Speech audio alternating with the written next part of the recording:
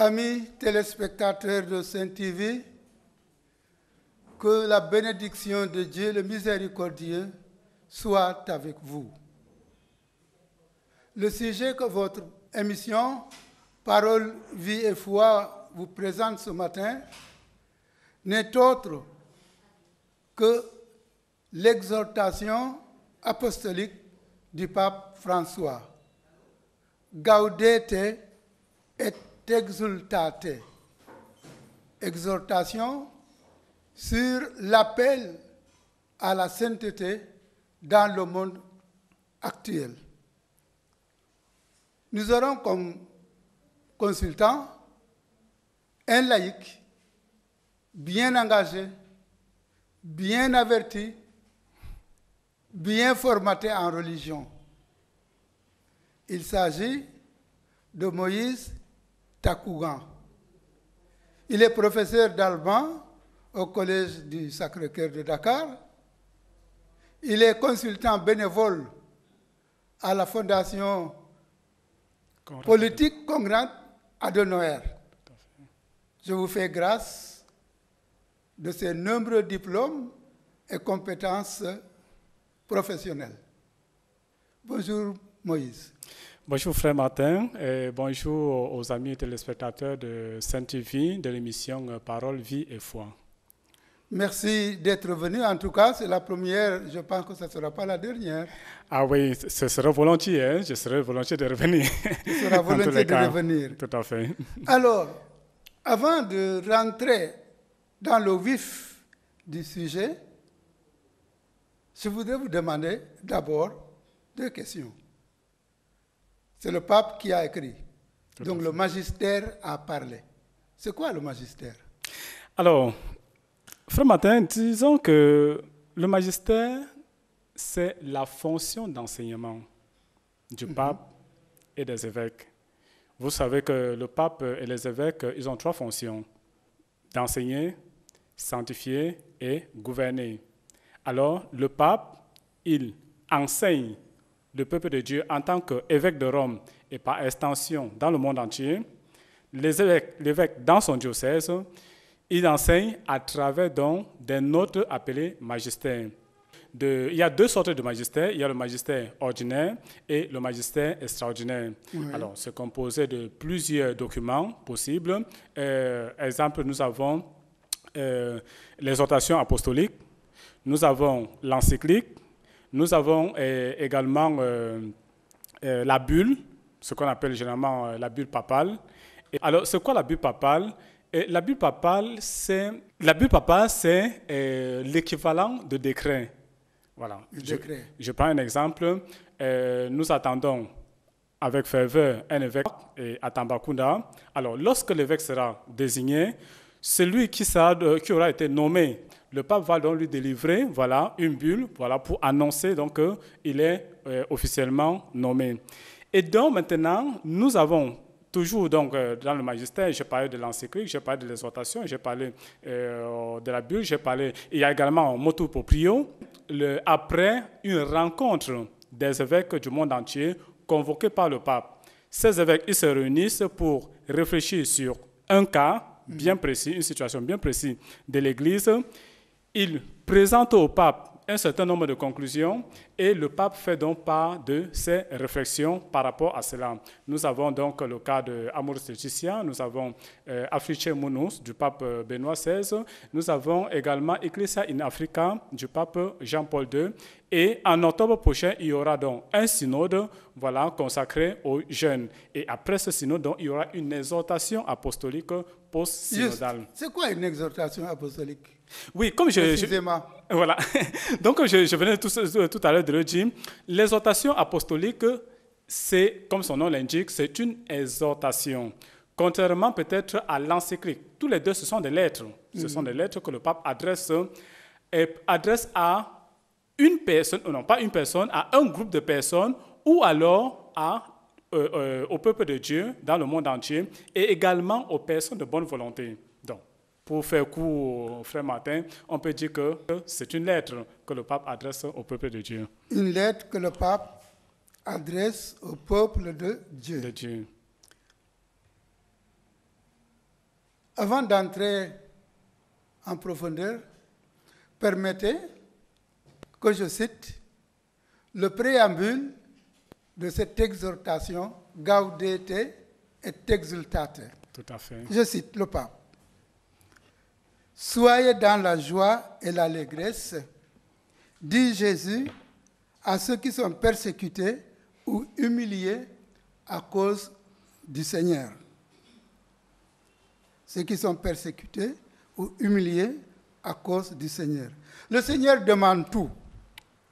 Il veut que nous soyons saints et il n'attend pas de nous que nous nous contentions d'une existence médiocre, édulcorée, sans consistance. En réalité, dès les premières pages de la Bible, il y a, sous diverses formes, l'appel à la sainteté. L'appel à la sainteté. Le pape dit, il poursuit, il ne faut pas attendre ici un traité sur la sainteté avec de nombreuses explications et distinctions qui pourraient enrichir cet important thème. Mon objectif humble est de faire résonner une fois de plus,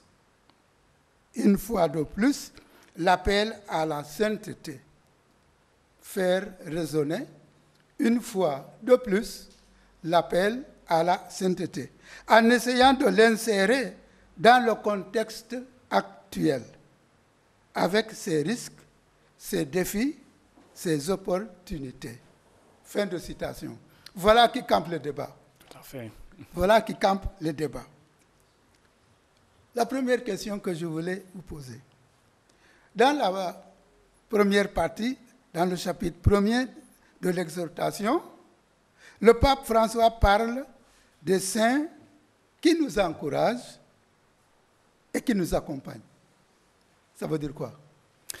Alors, les saints qui nous encouragent, les saints qui nous accompagnent, ce sont les saints. Je dirais, c'est les saints tels que nous percevons très souvent. Permettez-moi, frère Martin, de faire une petite anecdote. Mm-hmm. Le 13 mai dernier, ma filleule faisait sa première communion et la veille de samedi, elle est venue me voir et m'a demandé, mais parrain, c'est quoi un saint? Je crois que pendant la retraite, on a dû beaucoup leur parler des histoires de saints. Mm-hmm. Alors, je dois vous dire, dans un premier temps, j'ai raconté une connerie. Je lui ai dit, un saint, c'est celui qui fait des choses extraordinaires. Elle me dit, waouh! Alors, ça veut dire qu'un saint, c'est genre Superman, Spider-Man, Batman. J'ai dit, alors là, je me suis rendu compte que je venais de raconter une grosse connerie. Mm. Parce qu'un saint, c'est qui? C'est quelqu'un qui a partagé notre quotidien. C'est quelqu'un, voilà, qui a vécu son temps, qui a mené une vie ordinaire. Et je pense que c'est ce que... Une vie ordinaire. Qui a mené une vie ordinaire, mais cette fois de façon extraordinaire. Mais pourquoi de façon extraordinaire? Parce que nous sommes dans un monde où le normal est devenu anormal et la normale est érigée en norme. Les valeurs deviennent contre-valeurs. Voilà, tout à fait. Et les contre-valeurs deviennent des valeurs. Alors, lorsque celui qui décide de suivre les normes, alors qu'est-ce qu'on dit? On dit celui-là, ça ne va pas. Il n'est pas dans le vent. Voilà, tout à fait. Alors, mais pourtant, il fait ce qu'il faut faire. Mais ce qui me conforte encore le plus, c'est lorsque le Saint-Père dit, et parmi eux, parce qu'effectivement, lorsqu'on parle de saints, nous pensons tout de suite à Saint Jean Bosco, à Saint Antoine, à Saint Moïse, voilà, Saint Martin. On pense tout de suite à ceux-là. Mais le pape François lui dit, et parmi eux, il peut y avoir notre propre mère, une grand-mère et d'autres personnes proches.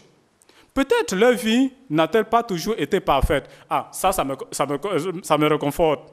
Mais malgré des imperfections et des chutes, ils sont allés de l'avant et ils ont plu au Seigneur. Ça veut dire quoi? Ça veut dire que les saints, ils n'ont pas toujours été saints. C'est-à-dire, leur vie... On devient saint. Voilà, on devient saint. Leur vie, ça n'a toujours pas été une vie de sainteté, mais ils se sont mis en marche, ils ont avancé, ils sont tombés, ils se sont relevés, ils ont avancé. Et alors, à ce moment-là, voilà, le Seigneur donc, les a accueillis. Une autre personne à qui je pense tout de suite, c'est celui que j'appellerais le premier saint. C'est-à-dire la toute première personne qui a été canonisée. Vous savez canonisé par qui? Pas le Christ lui-même. C'est qui? C'est un voleur. Le bon larron. Maître. Le bon larron. Qui n'était pas bon au départ. Voilà. Souviens-toi de moi quand tu seras, voilà, quand tu établiras ton royaume. Alors, en vérité, je te le dis, ce soir même, tu seras avec moi au paradis. C'est un bandit. Il a passé toute sa vie à voler, à commettre des crimes, mais il est le premier à être canonisé, pas par un pape, mais par Jésus en personne. Alors ça me réconforte. Donc, ça veut dire quoi? Ça veut dire que c'est celui-là qui mène une vie.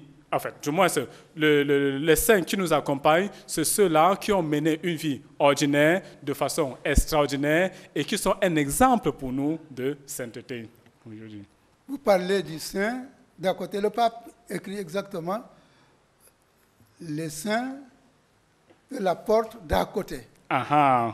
C'est quoi ça? Les saints de la porte d'à côté. Alors, le saint de la porte d'à côté, le Saint-Père, lui, il est extraordinaire. Lui, il regarde les saints, ceux qui partagent notre quotidien. Ce n'est pas uniquement ceux-là qui sont morts et dont leur vie constitue un exemple et qui ont été béatifiés, ensuite canonisés, mais c'est ceux-là qui vivent avec nous. Vous savez, les Juifs disent souvent que quel que soit le cas, il y a toujours 36 justes dans le monde, quelle que soit la situation. Ça veut dire quoi? Ça veut dire que les 36 justes, on ne les connaît pas, mais ils sont là. Parfois, eux-mêmes, ils ne savent pas que c'est eux les justes, le plus souvent. Le Saint-Père, il dit, la sainteté est le visage le plus beau de l'Église, mais même en dehors de l'Église catholique et dans des milieux très différents, l'Esprit suscite des signes de sa présence qui aident les disciples même du Christ. D'autre part, Saint Jean-Paul II nous a rappelé que témoignage rendu au Christ jusqu'au sang est devenu un patrimoine commun aux catholiques, aux orthodoxes, aux anglicanes, aux protestants. Donc tout le monde est appelé à la sainteté? Tout le monde est appelé à la sainteté. Mais justement, frère Martin, j'ai envie de dire, votre émission déjà répond à la question. Vous savez comment? Le jingle de votre émission. Le salut appartient à tous les enfants de Dieu. Exactement. Le salut appartient à tous les enfants de Dieu. Tous les enfants de Dieu, qu'on soit catholique, qu'on soit protestant, qu'on soit orthodoxe, qu'on soit musulman. Tous appelés Tout le monde est appelé à la sainteté. Tout le monde peut être saint. Moi, je vais vous dire, je vais vous donner un autre exemple. Je connais un pasteur protestant. Il était mon professeur d'hébreu au centre Saint-Augustin. Le pasteur Emmanuel Kassou, paix à son âme, il est décédé. Mais je vous dis, ce monsieur protestant de son état, pasteur responsable de l'église du temple de rue Cano, au plateau, mais quand ce monsieur entrait en classe, faisait des cours, lorsqu'on allait rencontrer ce monsieur, discuter avec lui, je vous assure, frère Martin, lorsqu'on parle de béatitude, je voyais les béatitudes se manifester en cet homme. Ce monsieur, il est protestant, mais je vous assure, pour moi, c'est un saint. Et où il est auprès de Dieu. C'est un saint. Il ne sera peut-être jamais canonisé parce qu'il n'est pas catholique, mais je suis convaincu d'une chose, il a mené une vie de sainteté. Un autre exemple, frère Martin, c'est, je vous ai parlé au début de ma filleule. Son papa est catholique, sa maman est protestante. Mais quand je vois cette dame s'occuper de ses enfants avec simplicité, avec ardeur, comment elle encourage ses enfants au respect, aux valeurs chrétiennes, je dis cette maman, c'est une sainte. Elle est protestante, mais c'est une sainte. Et lorsque je la regarde, lorsque je l'observe, je me dis, il vaut mieux qu'elle reste protestante et qu'elle continue à faire ce qu'elle fait dans la voie de la sainteté. Donc pour le pape, le saint c'est qui? C'est cette maman-là qui s'occupe avec beaucoup d'amour de ses enfants. C'est la religieuse là, âgée, qui continue à sourire pour encourager les membres de sa communauté. C'est ce papa-là qui sort tous les jours, le matin, à 5 heures, je vous assure, parfois à Dakar, j'en vois parfois 6 heures, 5 heures, dans le froid, on sort, on discute le bus pour aller chercher du pain quotidien pour ses enfants. On peut être saint sans le reconnaître ou sans le savoir. Tout à fait. C'est ce péché-là. Il m'arrive parfois d'aller passer quelques temps souvent au village, à Fadjout, à Maloch, surtout à Maloch, de voir ce papa-là qui quitte le matin à 5 heures, il prend son filet pour aller pêcher dans les mangroves, trouver du poisson pour venir nourrir sa famille. Pour moi, c'est ça la sainteté. Et c'est ce que le pape appelle la sainteté, les saints de la porte d'à côté. Tout à fait. Si je vous comprends bien, pour être saint, il n'est pas nécessaire d'être évêque, prêtre, religieux, religieuse. Effectivement, frère Martin, on peut être saint. Le pape François disait, je ne me souviens plus encore très bien à quelle occasion, je pense que c'était lors d'une des audiences générales qui se tient le mercredi, il disait, on peut être saint avec le mitre sur la tête, on peut aussi être saint avec le balai à la main.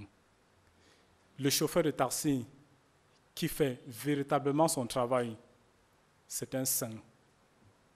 Chaque fois qu'on vous invite, ce jeune homme-là, ou bien ce monsieur qui spontanément se lève, ouvre la porte à la dame pour la faire entrer, c'est les voies de la sainteté.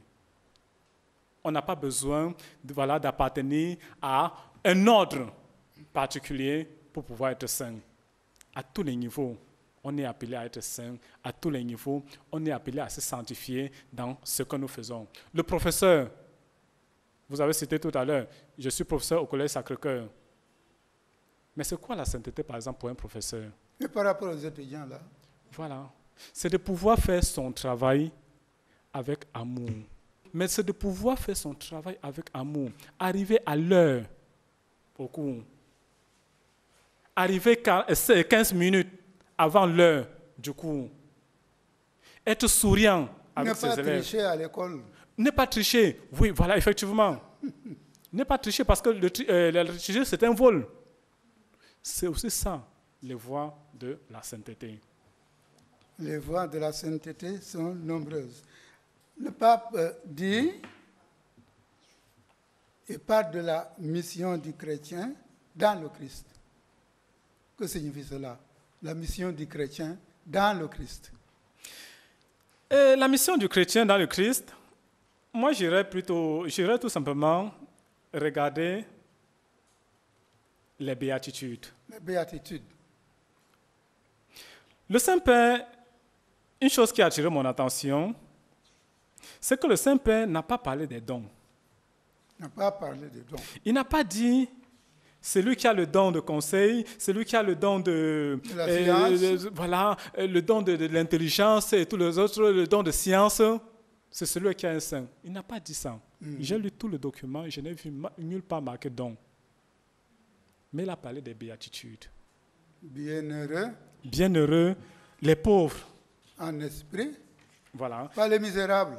Non, pas du tout. Heureux les pauvres en esprit, car le royaume des cieux est à eux. L'Évangile nous invite à reconnaître la vérité de notre cœur pour savoir où nous plaçons la sécurité de notre vie. En général, le riche se sent en sécurité avec ses richesses.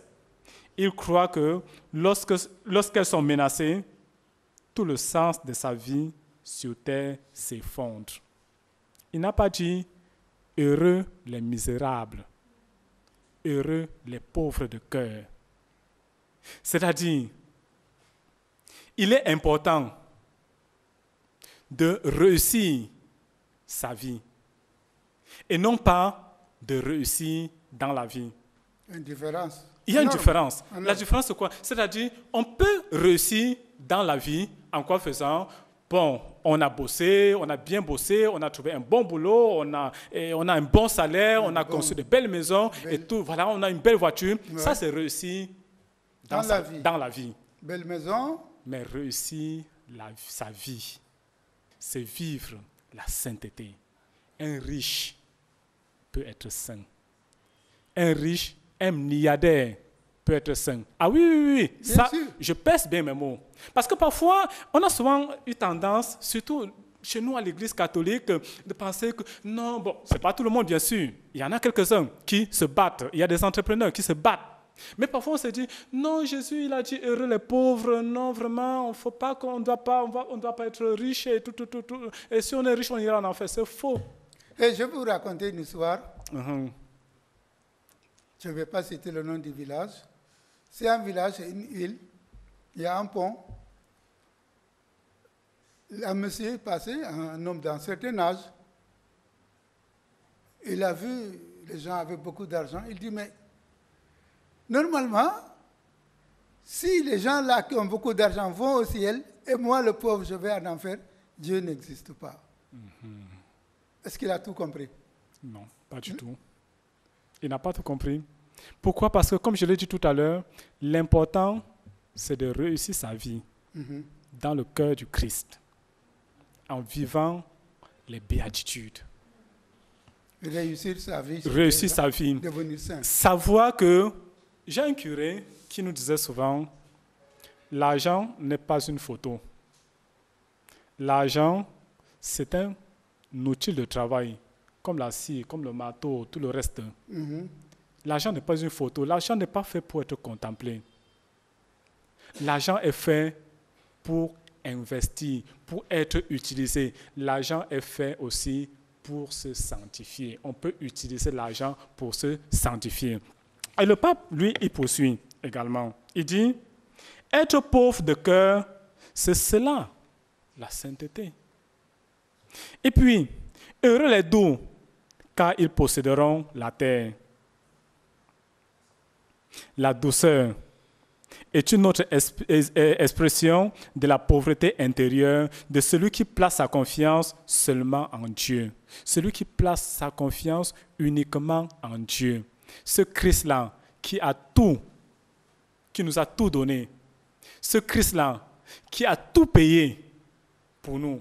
Je place uniquement ma confiance en lui. Je sais qu'en lui, je suis fort. Sans lui, je ne suis rien du tout. Vous savez... Quelqu'un disait, mon premier bailleur, c'est le Christ. Bon, j'espère que les bailleurs, à la fin de l'émission, ne nous...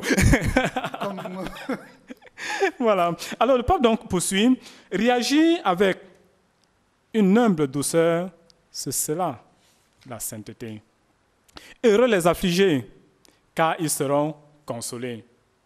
Alors, ça me rappelle Philippe Monroe qui disait, vous êtes... Alors, il disait, il s'adressait aux djihadistes. Et il se moquait en fait des djihadistes.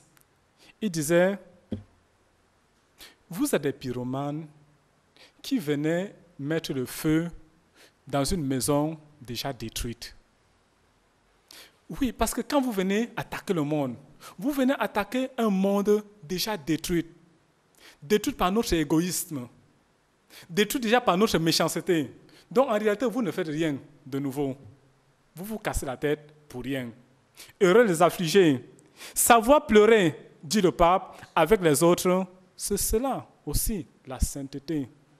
Parfois, on a souvent tendance à dire, non, vraiment, il ne faut pas pleurer. Quand on est face à un frère qui est en deuil, qui a perdu un être cher. Alors, on vient, non, il ne faut pas pleurer. Non, écoute, il y a l'espérance, il y a la résurrection. Oui, tout ça, c'est vrai. Mais le pape dit, il faut pleurer avec celui-là. Il ne faut pas l'étouffer, il ne faut pas l'empêcher de pleurer. Pleure. Si tu peux pleurer avec lui, pleure avec lui. Si tu ne peux pas pleurer avec lui, laisse-le pleurer. Et quand il aura fini de pleurer, tu viens, tu lui dis, mon frère, tu as bien pleuré, j'ai bien pleuré. Ok. Maintenant, est-ce que tu sais qu'il y a la résurrection? Est-ce que tu sais qu'il y a l'espérance? c'est à ce moment que tu lui dis tout cela. Parce que si tu viens dire non, arrête de pleurer, tu vas l'étouffer. Voilà, tu vas l'étouffer pour rien. Et voilà, tu vas l'empêcher, en fait, d'exprimer de sortir sa douleur. Jésus aussi, il a pleuré face à la mort de Lazare, son ami. L'Évangile dit, et c'est même le plus petit verset de la Bible, Jésus pleura. Mais pourtant, c'est lui le Christ. Il avait cette force-là, cette capacité de ressusciter Lazare après. C'est ce qu'il a fait après. Mais ça n'a pas empêché, en tant qu'homme, de manifester sa douleur en pleurant. Pleurer avec les autres, c'est ça la sainteté. Dans le chapitre 2 de l'exhortation, tout à fait, le pape cite deux choses qui falsifient la sanctification. Le gnosticisme et le pélagianisme. Tout à fait. Alors, permettez, frère Martin, que je ne donne pas de définition dans des termes philosophico-théologiques. Des professeurs de théologie fondamentale de Saint-Augustin et Sébikotane, ils pourront mieux expliquer ça que moi. Je vais aller, je vais aller terre à terre. Voilà, je vais aller dans les termes très simples. Le gnosticisme, c'est quoi? C'est une auto-référence à soi. Auto-référence. Je vous donne un exemple. Un conducteur qui est sur l'autoroute, il va à vive allure, peut-être sur... et puis, il allume sa radio, et la radio qui annonce « Attention, attention, sur l'autoroute, il y a quelqu'un, un automobiliste, qui roule à contresens. » Il sort son téléphone, il appelle la gendarmerie chargée de sécuriser l'autoroute, et dit « Alors, je suis sûr que l'autoroute au niveau présent de l'aide de Dalifort, et je pense que les journalistes à la radio ils se sont trompés. Ce n'est pas une personne qui roule à contresens, c'est des centaines de voitures qui roulent à contresens. » Alors là, qu'est-ce que les gendarmes lui diront? On dira « Monsieur, ok, on a compris, garez à côté, on viendra s'occuper de vous. » C'est ça, en fait, le gnosticisme. C'est-à-dire, c'est de penser que, voilà, c'est l'autoréférence, c'est moi et moi seul. Tout le monde est con, sauf moi. Ouais. Tout le monde est super, sauf moi. Voilà. Donc, c'est de penser que, voilà, et également, le gnosticisme, c'est quoi? C'est de penser qu'on peut être sauvé par ses propres forces. On n'a pas besoin des autres, on n'a pas besoin, parfois, mais on n'a même pas besoin de Dieu pour être sauvé. En fait, on ignore la grâce de Dieu. C'est ignorer la grâce de Dieu. Et également, le pape, lui, il nous met également en garde contre le pélagianisme aujourd'hui. C'est quoi donc le pélagianisme? Le pape nous dit, le pélagianisme, en fait, à côté du gnosticisme, c'est cette tendance-là à vouloir tout expliquer. On maîtrise tout. On est expert en tout. On est demi-dieu. Dimanche dernier, on célébrait la Sainte Trinité. On veut expliquer la Sainte Trinité. Mais comment tu vas expliquer la Sainte Trinité? Ce dimanche, nous célébrons le Saint-Sacrement. Le cardinal Christian Toumi, un jour, il disait, une dame protestante est venue dans son bureau le voir. Il lui dit, Éminence, je voudrais devenir catholique, mais il y a une chose qui m'empêche. Il dit, quelle est cette chose-là? Il dit, je n'arrive pas à comprendre qu'une personne qui raisonne puisse croire qu'un morceau de pain puisse devenir quelqu'un. Ceci, quelle que soit la force de la parole qu'on y met. Le cardinal a répondu à cette dame, moi également, je ne comprends rien du tout. Mais ma foi me dit, l'Église qui ne peut ni me tromper, ni se tromper, Dieu qui ne peut ni se tromper, ni me tromper, me dit que ça se passe comme ça et j'y crois. Alors, Celui-là, le pélagialisme, c'est celui-là qui veut expliquer le Saint-Sacrement. Le gars qui est suffisant. Oui, en fait, vous savez, l'hostie, avec le principe de substantiation, avec la prière, avec ceci, c'est ça qui donne en fait scientifiquement. Tu veux expliquer quoi? Tu ne connais pas, tais-toi. Et c'est ça donc justement. Et le pape nous met en garde. Ce principe-là, ça existe, ça n'existe pas seulement ailleurs. Ça existe dans nos églises, ça existe dans nos paroisses, ça existe dans nos mouvements d'action catholique. Parfois, j'ai envie de dire, ça peut aussi exister chez le catéchiste. Chez le catéchiste, dis ce que tu peux dire. Ce que tu ne connais pas, laisse la grâce de Dieu, laisse le Saint-Esprit s'occuper du reste. C'est ce que le pape voudrait nous faire comprendre. Voilà, la grâce de Dieu nous suffit. Nous sommes au terme de cette première partie. Nous parlions de l'appel à la sainteté dans le monde actuel, une page publicitaire. Voilà, nous allons tendre le micro au charmant public qui est là. Bonjour, chers téléspectateurs de la Sainte TV. Bonjour, monsieur le consultant. J'avais 2 questions à poser. Par rapport à la sainteté. La première, j'entends parler d'un mot que je ne comprends pas trop. J'entends parler de noces apostoliques. Et dans le credo aussi, on dit que je crois à l'Église une sainte, catholique et apostolique. Et j'aimerais avoir un éclaircissement sur ce mot apostolique. C'est quoi apostolique exactement? La deuxième question, c'est par rapport à la canonisation des saints. C'est vrai que nous tous nous sommes appelés à la sainteté. Donc, pourquoi, bon, pas dire pourquoi, mais quel est le procédé pour savoir qu'on doit canoniser celui-là ou une autre personne? Est-ce qu'il y a des spécificités ou des privilèges pour quelques-uns qu'on doit canoniser? J'aimerais avoir un éclaircissement sur cela. Merci beaucoup. Bonjour, chers téléspectateurs de Sainte TV. Merci à notre consultant du jour pour ce thème qu'il nous explique. J'ai trouvé le moment très intéressant parce que vous êtes revenu sur beaucoup de choses. Et ma première question, c'était de savoir quels sont les obstacles à la sainteté. Ce qui peut empêcher une personne vraiment de, je ne dirais pas de vivre, mais d'aller sur le chemin de la sainteté. Et ensuite, par rapport à ce que vous avez développé tout à l'heure, vous avez parlé que le pape disait que le saint, c'est celui qui est à la porte d'à côté, d'après ce que vous avez dit. Et ma question, c'est de savoir, aujourd'hui, là où actuellement nous vivons dans un monde où on est beaucoup plus égocentrique, on est beaucoup plus méfiant par rapport à l'autre. Comment exactement pouvons-nous vivre ces vertus ou bien ces béatitudes que vous avez citées tout à l'heure sur les écrits du pape? Merci. Bonjour, je m'appelle Anne-Sophie Correa. Merci aux consultants. Ma question est la suivante. Pourquoi on dit le Saint-Père alors qu'on dit que Dieu seul est saint? Oui, c'était ça ma question. Merci. Frère, la sainteté, c'est une question à laquelle aujourd'hui, beaucoup de laïcs se posent des questions. Mais moi particulièrement, je me pose la question à savoir réellement, est-ce qu'un criminel, quelqu'un qui a passé tout son temps à tuer, un assassin, peut-il vraiment être saint? Ensuite encore, l'avortement. Mais nous connaissons beaucoup de sortes d'avortements aujourd'hui. Est-ce que ces gens aussi sont appelés à la sainteté? Je vous remercie. Merci au public. Alors, Moïse, vous avez noté les questions? Tout à fait. Les réponses?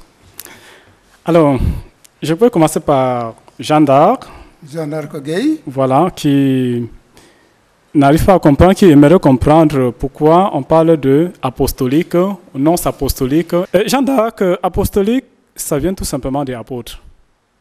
C'est-à-dire l'Église est fondée sur les apôtres.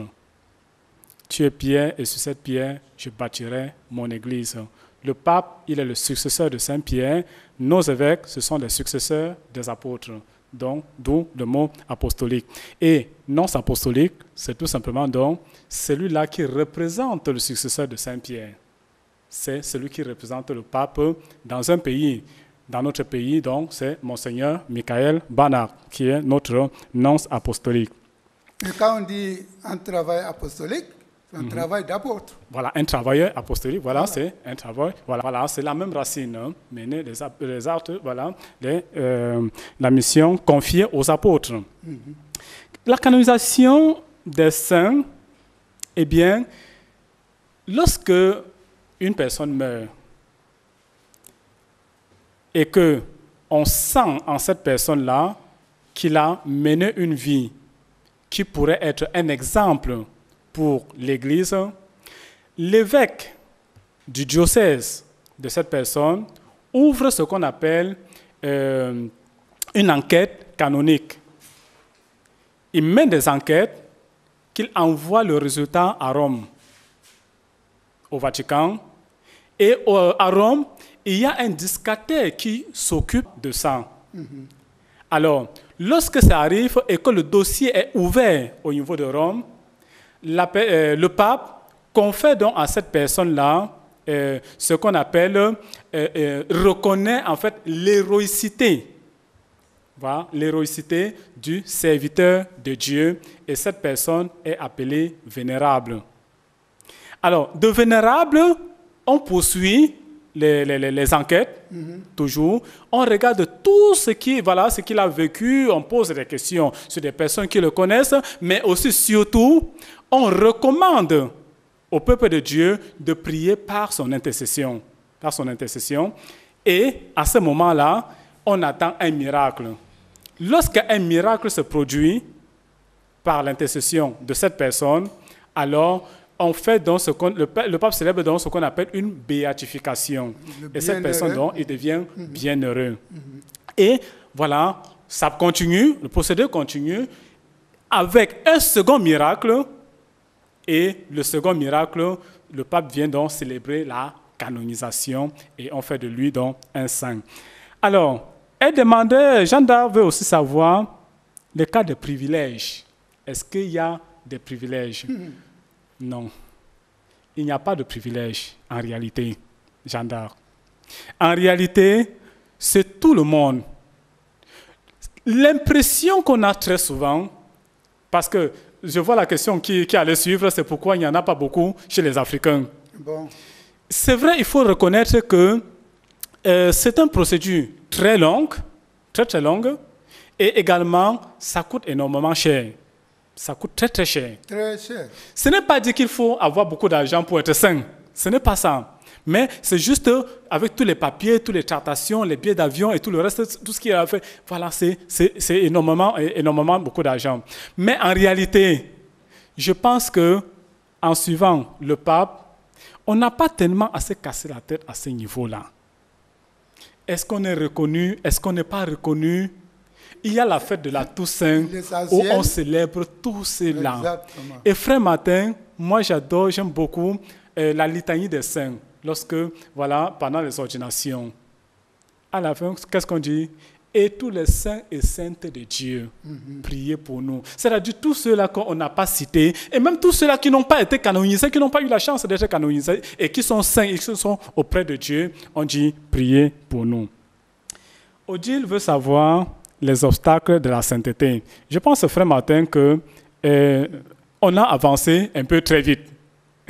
Oui, les obstacles de la sainteté, Odile, c'est ce que nous avons cité tout à l'heure, le gnosticisme et le pélagialisme.